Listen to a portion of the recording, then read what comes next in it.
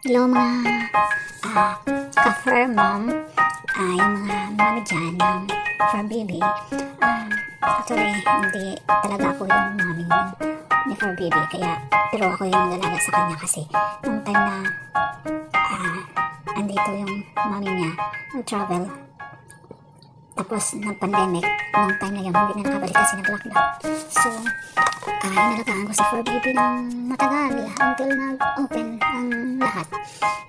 Then nung nag-open na yung lahat, kinuha na siya ng totoo niyang nanay. So, sobrang lungkot ko kasi napamahal na sa akin si fur baby.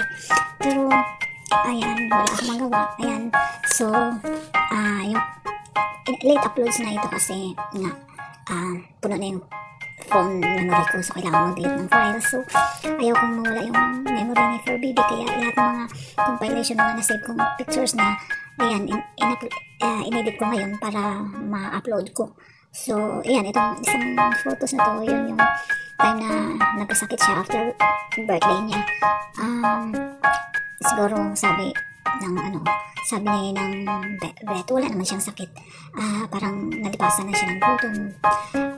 Paano kasi, at saka stress na rin siguro at pagod kasi nung umaga na, the day before nito, nung umaga ng birthday niya, pumunta kami ng pet shop para bumili ng attire niya for her birthday, at saka cake na rin at yung mga ibang handa na dog food. Ngayon, dahil walang laman yung tiyan niya the whole day, ayaw niya kumain ng usual food niya, yung normal food niya. Tapos naamoy niya yung kakaibang handa, yung food niya for handa ng food na ihanda sa birthday niya, saka ng cake. Ayun, gustong kainin. So pinakain ko siya, tapos tikim lang. Pero nung umuwi na sa bahay, yun, nag-celebrate kami ng birthday niya, dog candles. Pero ito yung photos na yan na while waiting for the orders ng cake at saka food, ginala muna naman siya doon sa park. Ayun, sobrang init. Siguro napagod siya na sobrang init kasi tanghaling tapat, tapos gutom siya, kaya ayun, nagkasakit siya. Ayan, ito na nga yung oras ng blow the candle. Ayan, yung cake niya, tuwang-tuwa siya dyan, grabe.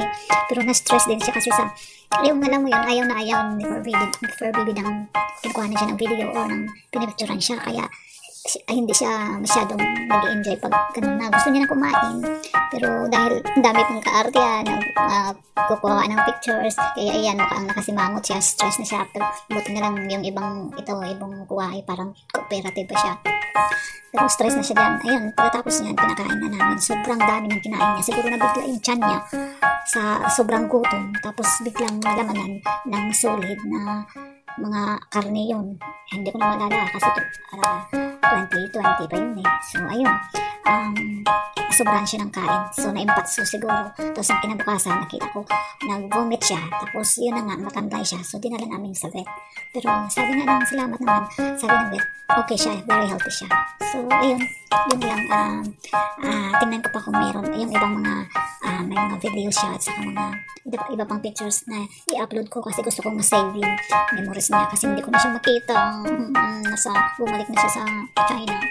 Okay, thank you so much for watching, and I hope you subscribe, like, and share.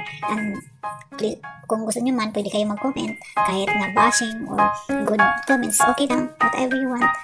So thank you so much, bye bye, see you next video.